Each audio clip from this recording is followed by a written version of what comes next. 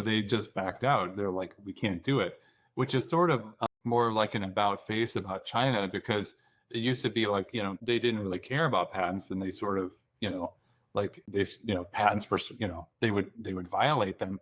But this company was a Chinese company. They wouldn't move forward because they were worried what other companies could do in China against them if they didn't have a patent.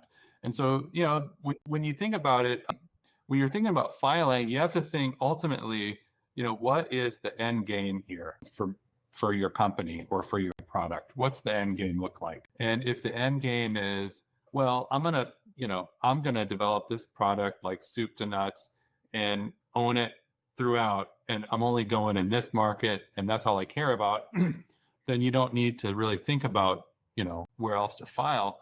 But if your end game is, well, we're just developing the technology here, and we're gonna, or even the product, and we're hoping to like partner or hand this off to someone else later, that someone else later might care about where there's patent protection. And in the field that I'm in the area that I work in, therapeutics, I mean, generally you want to file like in the major markets, but then it's not unheard of, and it's somewhat common for companies that they'll file in, like 50 or 60 countries for their IP.